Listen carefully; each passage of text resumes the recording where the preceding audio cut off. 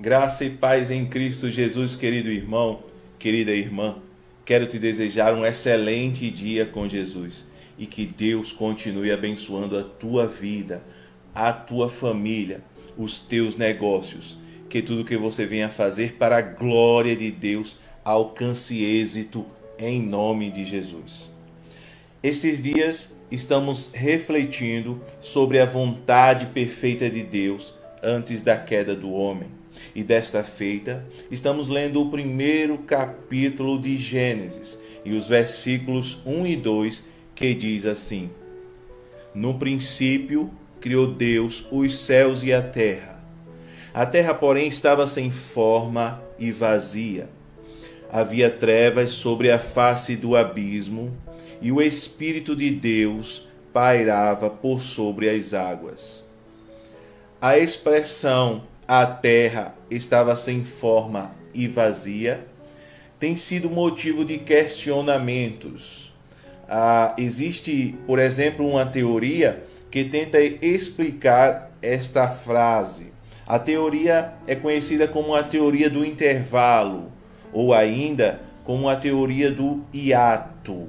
Nesta teoria,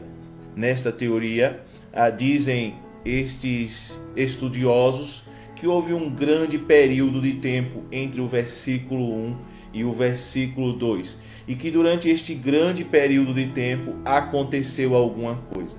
Mas antes de eu explicar, antes de eu falar sobre esta teoria, eu queria, antes de mais nada, estar fazendo uma diferenciação daquilo que é uma teoria para aquilo que é uma doutrina. Teoria é um conhecimento hipotético, é um conhecimento especulativo, enquanto doutrina não. Doutrina é aquele conhecimento alicerçado nas Escrituras. É um conhecimento claro, é um conjunto de ensinamentos claros e respaldados na palavra de Deus. É por isso que, ainda que nós venhamos aceitar uma teoria como verdadeira ou como possivelmente verdadeira, não passará de uma teoria. Nós não poderemos de maneira alguma colocarmos como doutrina bíblica aquilo que a Bíblia não coloca claramente. Então, tendo dito isto, agora podemos falar sobre a teoria do hiato, né?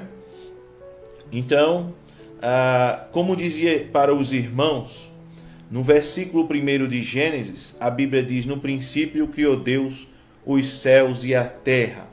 Então, o primeiro versículo deixa bem claro que Deus criou todas as coisas. Nós já falamos sobre isso em um vídeo anterior. O grande problema está no versículo 2, quando diz: A terra, porém, estava sem forma e vazia. A teoria do intervalo vai dizer que justamente neste grande período houve a queda de Lúcifer aqui na terra. Nós cristãos reconhecemos ou compreendemos a verdade de que Lúcifer um dia foi expulso dos céus e lançado na terra. Mas precisamos observar se de fato essa teoria está em acordo com as Escrituras. Será que foi um grande período de tempo entre o versículo 1 e o versículo 2 e que durante este período de tempo o diabo com seus anjos foi expulso, lançado da terra que Deus houvera criado e destruído tudo e acabado com tudo? Tal grande teria sido o impacto, diz a teoria, que acabou com tudo, que destruiu tudo. Por isso que a terra estava sem forma e vazia. E no versículo 2, Deus agora passa a recriar aquilo que ele havia criado. Será que esta doutrina tem base nas Escrituras? Será que podemos ter essa doutrina como uma possibilidade verdadeira, como algo que está em acordo, em harmonia com as Escrituras? É isso que nós queremos ver neste momento. A primeira coisa que me chama a atenção é que Deus dá testemunho daquilo que ele fez, né? Em vários versículos, praticamente em todos os dias da criação, em praticamente todos, Deus reconhece que aquilo que ele havia feito tinha sido bom. Ele construía, ele fazia e ele observava, ele examinava. E quando examinava, ele via que tudo aquilo que estava fazendo era bom. Agora, no versículo 31 do capítulo 1, o testemunho é maior, porque agora ele contempla tudo que foi criado de uma única vez. Ele faz um raio-x de toda a criação. E quando ele faz este raio-x, ele chega a uma conclusão clara e evidente. E que conclusão foi esta que Deus chegou, que Deus observou? Gênesis capítulo 1, versículo 31 diz assim: viu Deus tudo quanto fizera, e eis que era muito bom. Houve tarde e manhã, o sexto dia. Então, Gênesis capítulo 1 e versículo 31 vai dizer que Deus examinou a sua criação, examinou o mundo e viu que tudo que ele havia criado era muito bom. Agora pensem comigo, se Satanás já fizesse parte deste mundo, se ele já estivesse neste mundo, se ele fosse já o príncipe deste mundo, será que Deus teria olhado para este mundo e achado este mundo muito bom e achado isto que ele estava contemplando muito bom, sendo que o próprio diabo com seus anjos já fazia parte disto? É claro que não, é evidente que não. Então, este é o primeiro ponto que nós destacamos, o testemunho de Deus sobre a própria criação. A outra questão é sobre a queda de Lúcifer. Será que nós podemos precisar exatamente quando ele foi lançado na terra? Não quer dizer que quando se corrompeu, a Bíblia não diz isso, que quando ele se corrompeu, imediatamente foi lançado na terra. Não, de maneira nenhuma. Temos mais motivos para crer que o lançamento, o inimigo ao ser expulso dos céus, temos mais motivos para acreditar que foi depois da criação do homem do que antes da criação do homem. Ezequiel capítulo 28, a partir do versículo 12. Acompanhe a leitura comigo. Diz assim a palavra de Deus: Filho do homem, levanta uma lamentação contra o rei de Tiro e dize-lhe: assim diz o Senhor Deus, tu és o sinete da perfeição, cheio de sabedoria e formosura.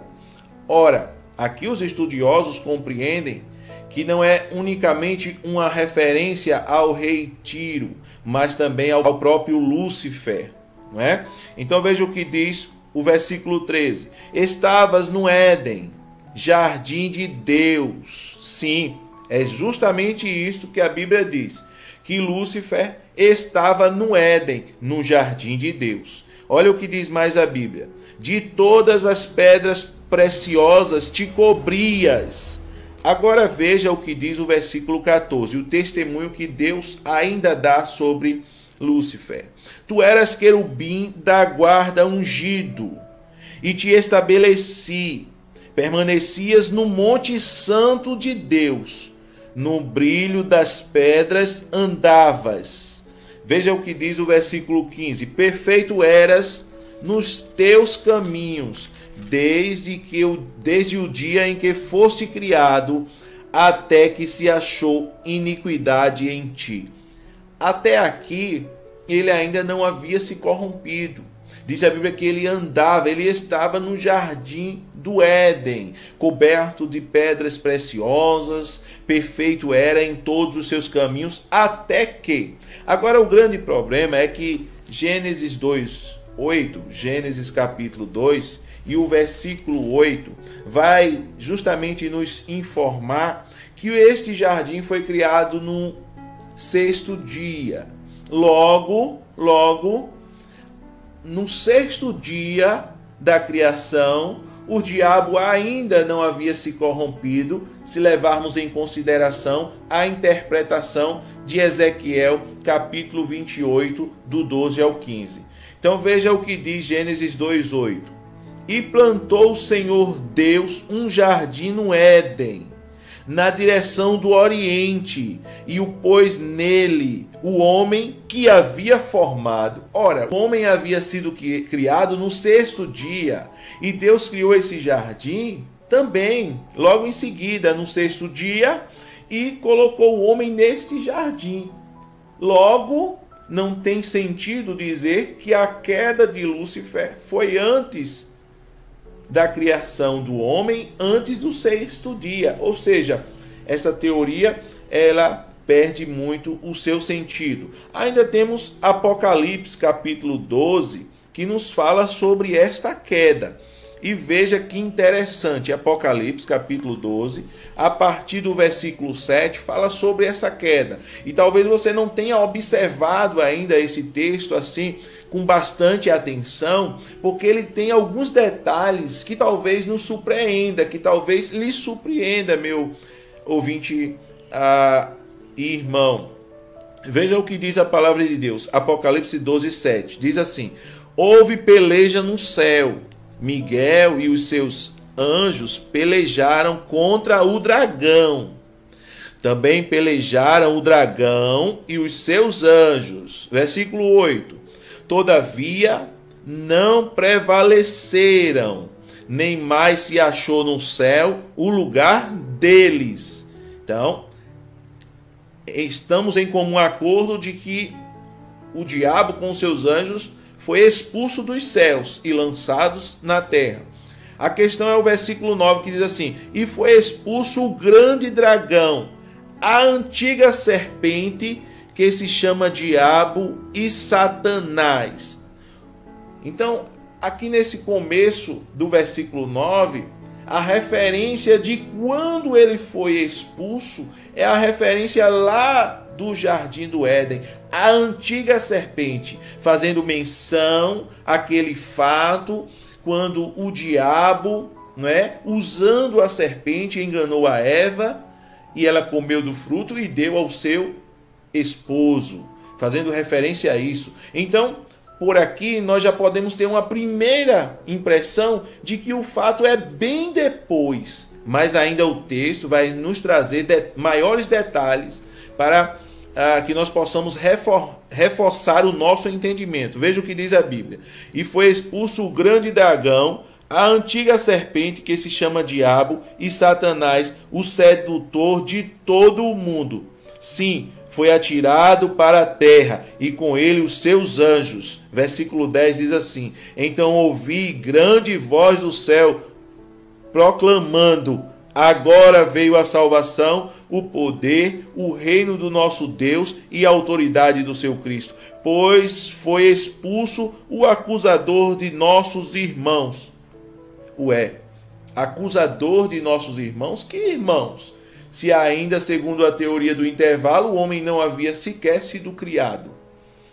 Então aqui nós passamos a ter um outro entendimento, O acusador dos nossos irmãos. Só prosseguindo o texto, para chegarmos a uma conclusão final: o mesmo que os acusa de dia e de noite, diante do nosso Deus. Lembram da história de Jó? Quando o próprio diabo vai lá e acusa Jó, ele ainda tinha acesso aos céus. É provável que ainda não tivesse sido lançado completamente na terra. Ainda estivesse em uma outra dimensão, mas ainda não na terra. Versículo 11 diz assim: eles, pois, o venceram por causa do sangue do Cordeiro e por causa da palavra do testemunho que deram. E mesmo em face da morte, não amaram a própria vida. Então, aqui fala também do sacrifício do Senhor Jesus Cristo e da sua ascensão. Alguns estudiosos vão dizer que Lúcifer é expulso dos céus justamente com a ascensão do Cordeiro de Deus, o que daria sentido àquele texto de Lucas 10, versículo 18, que diz que Jesus disse: eu via a Satanás caindo do céu como um raio. Mas este não é o objetivo desta reflexão, e sim de observarmos que a queda de Lúcifer vem depois, o lançamento de Lúcifer vem depois depois da criação do homem. É bem depois da criação do homem e não antes, dando assim a certeza para nós de que a teoria do intervalo e do hiato não deve ser uma teoria aceita diante das Escrituras. Até alguém pode ter esta compreensão, mas será difícil defendê-la à luz das Escrituras. Temos ainda outro texto para reforçar esse nosso entendimento. Na carta de Pedro, segunda carta de Pedro, no capítulo 3, no verso 5 em diante, nós vamos ver um testemunho da parte de Deus, através do apóstolo Pedro, de duas terras. Pedro reconhece aqui, através do Espírito de Deus, que inspirou tudo que está escrito, apenas 2 mundos, e não 3 mundos. Se nós levarmos em consideração a teoria do hiato, seria 3 mundos. A primeira criação, com a sua consequente destruição, com a sua posterior destruição pelo dilúvio, e aí um tipo de novo mundo, que é o qual nós estamos, né? Então leiamos o que a palavra de Deus diz. Porque deliberadamente esquecem que de longo tempo houve céus, bem como terra, a qual surgiu da água, através da água, pela palavra de Deus. É o que está escrito justamente no versículo 2, não é? Versículo 2 de Gênesis, do capítulo 1. Agora veja o que diz o versículo 6 aqui de 2 Pedro, capítulo 3. Pela qual veio a perecer o mundo daquele tempo afogado em água. Ou seja, está se referindo ao dilúvio, e não a uma explosão de uma queda de Satanás que destruiu a criação, não. A destruição da criação que a palavra de Deus reconhece foi através do dilúvio, não é? E o versículo 7 diz: ora, os céus que agora existem e a terra pela mesma palavra têm sido entesouradas para o fogo, estando reservadas para o dia do juízo e destruição dos homens ímpios. Então veja o que a palavra de Deus diz aqui através do apóstolo Pedro. E a terra, né, pela mesma palavra, ou seja, esta terra, ora, os céus que agora existem e a terra, esta terra. Então aqui a palavra de Deus faz referência a antes do dilúvio, o mundo antes do dilúvio e o mundo posterior ao dilúvio. Então a palavra de Deus dá testemunho desses 2 momentos da humanidade e não de um outro terceiro momento. Uma outra coisa interessante, um argumento interessante também, que alguns se utilizam para desapoiar essa teoria, está em Hebreus no capítulo 1 e nos versículos 13 e 14. Hebreus 13 e 14 diz assim: ora, a qual dos anjos jamais disse: assenta-te à minha direita, até que eu ponha os teus inimigos por estrado dos teus pés. Veja o que diz o versículo 14. Não são todos eles espíritos ministradores, ou seja, os anjos. Aqui no versículo 14 fala que os anjos são espíritos ministradores, tá? Enviados para serviço a favor dos que hão de herdar a salvação. É uma pergunta retórica, não é?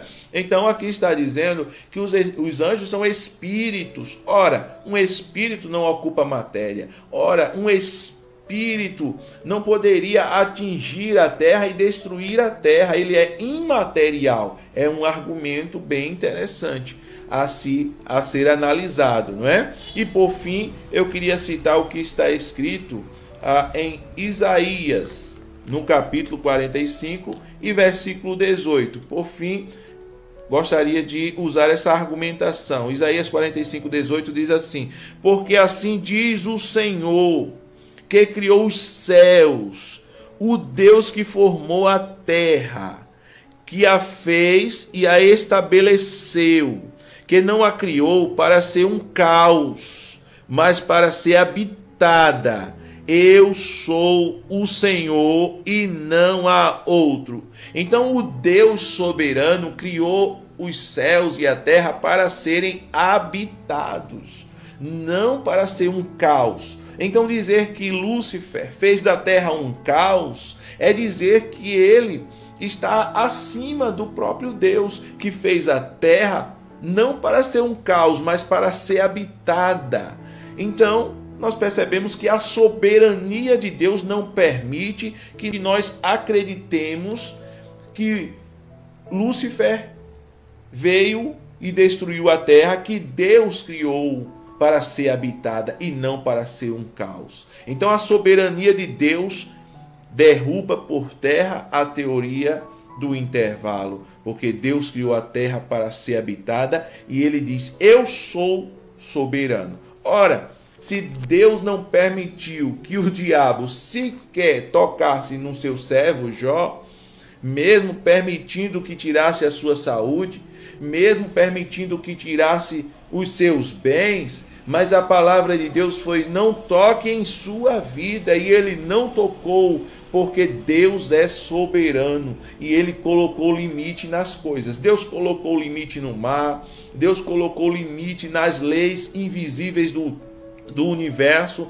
como a lei da gravidade. Então Deus mostra a sua soberania até nas leis do universo que ele mesmo criou.